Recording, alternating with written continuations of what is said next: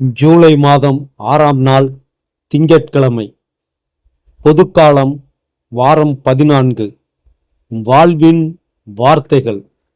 இறை வார்த்தை உங்கள் வாழ்க்கை வழிகாட்டி.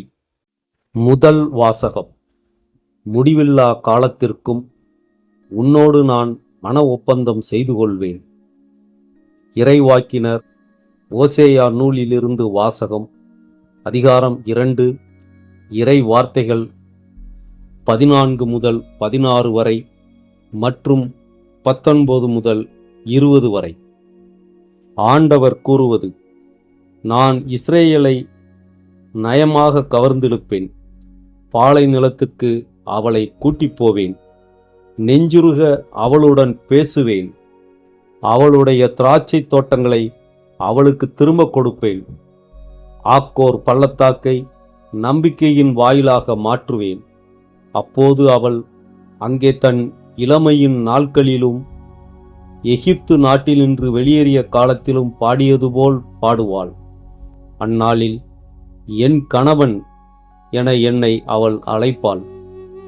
என் பாகாலே என இனிமேல் என்னிடம் சொல்ல மாட்டாள் என்கிறார் ஆண்டவர். இஸ்ரேல், முடிவில்லா காலத்திற்கும் உன்னோடு நான் மன ஒப்பந்தம் செய்து கொள்வேன்.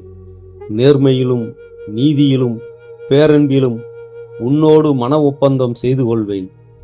மாறாத அன்புடன் உன்னோடு மன ஒப்பந்தம் செய்து கொள்வேன். ஆண்டவராம் என்னை நீயும் அறிந்து கொள்வாய். ஆண்டவரின் அருள்வாக்கு. இறைவனுக்கு நன்றி. பதிலுரை பாடல். திருப்பாடல் 145. பல்லவி. ஆண்டவர் இரக்கமும் கனிவும் உடையவர். நாள்தோறும் உம்மை போற்றுவேன். உமது பெயரை என்றும் எப்பொழுதும் புகழ்வேன். ஆண்டவர் மாண்பு மிக்கவர், பெரிதும் போற்றுதலுக்கு உரியவர். அவரது மாண்பு நம் அறிவுக்கு எட்டாதது. பல்லவி. ஆண்டவர் இரக்கமும் கனிவும் உடையவர். ஒரு தலைமுறை அடுத்த தலைமுறைக்கு உம் செயல்களை புகழ்ந்துரைக்கும்.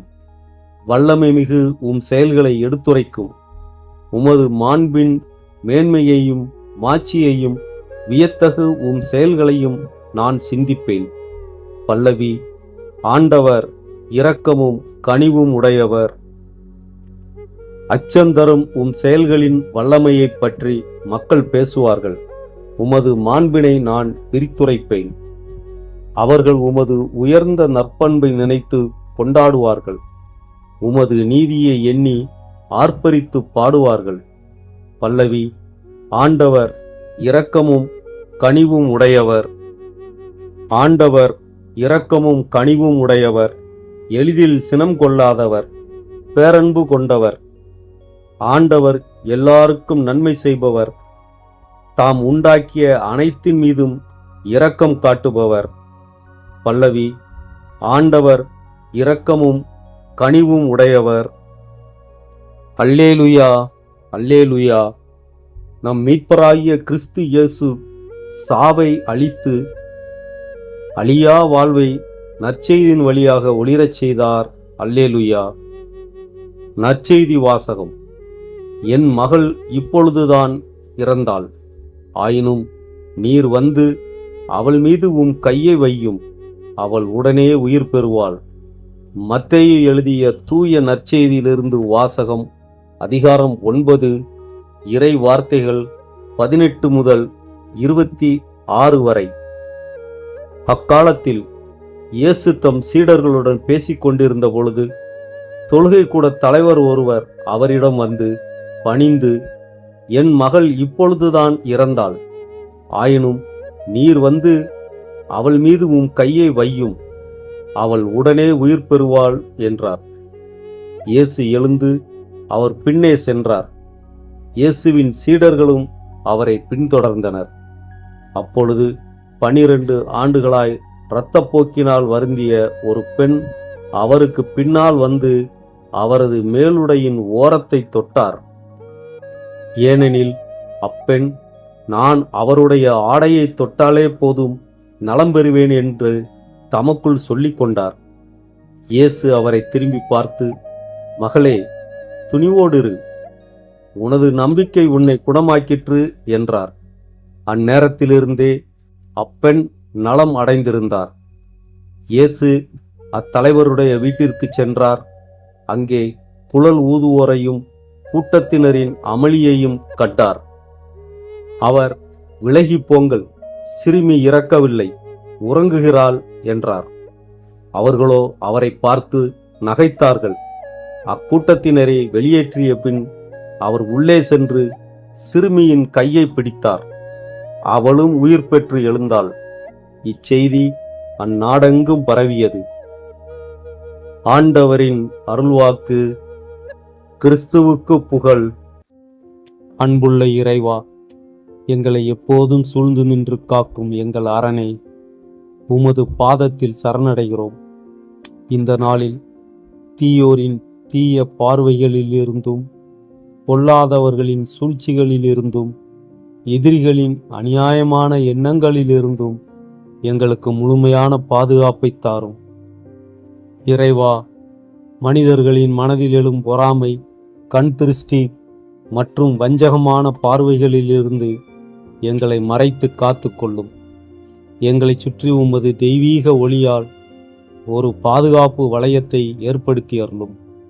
பிறரின் எதிர்மறையான எண்ணங்களோ, சாபங்களோ, பொல்லாத சொற்களோ எங்களையோ, எங்கள் குடும்பத்தையோ, எங்கள் இல்லத்தையோ அண்டாதபடி உமது வல்லமையால் தடுத்து ஆசீர்வதியும்.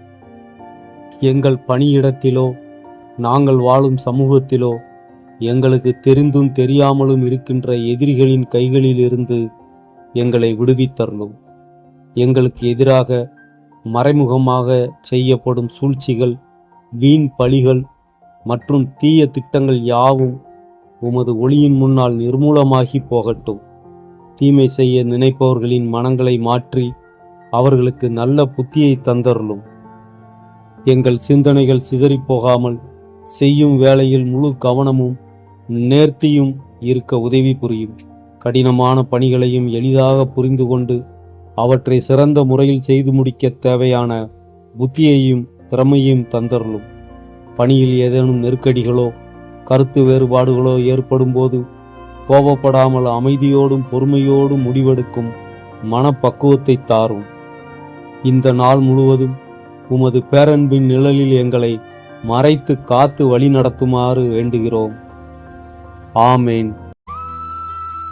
திருச்சிலுவை அடையாளத்தினாலே தீயோனிடமிருந்து எங்களை விடுவித்தருளும் எங்கள் இறைவா, தந்தை, மகன், தூய ஆவியார் பெயராலே ஆமேன்.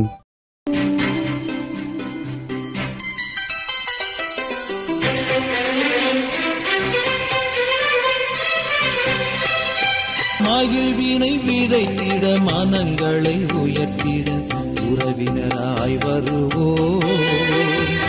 மன்னவன் இயேசுவின் பொன்வழி நடந்திட அன்பினில் வாழ்ந்திடுவோம்.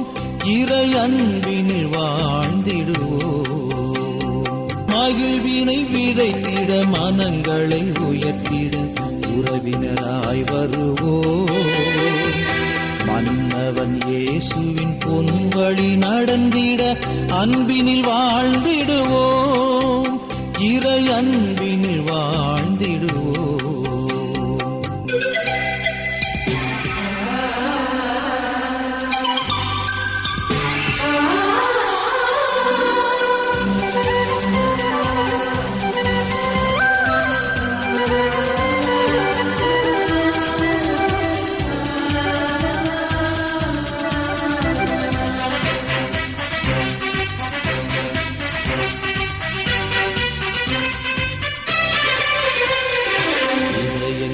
இணைக்கும் அன்புக்கு இணையாய் பூமியில் ஒன்றுமில்லை. இதயங்கள் இணைக்கும் அன்புக்கு இணையாய் பூமியில் ஒன்றுமில்லை. இறைவழி வாழ்ந்திடும் முறை இது தெரிந்தால் பகைமையின் தொல்லை இல்லை. இறைவழி வாழ்ந்திடும் முறை இது தெரிந்தால் பகைமையின் தொல்லை இல்லை. பிரித்திடும் சுயநல வேர்களை அறுப்போம், புது வழி படைத்திடுவோம்.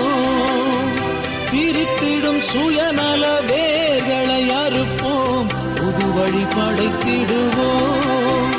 நாம் இறை வழி வாழ்ந்திடுவோம். மகிழ்வினை விதைத்திட மனங்களை உயர்த்திட உறவினராய் வருவோம்.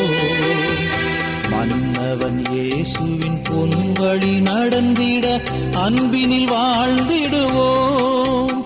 இறை அன்பினில் வாழ்ந்திடுவோம்.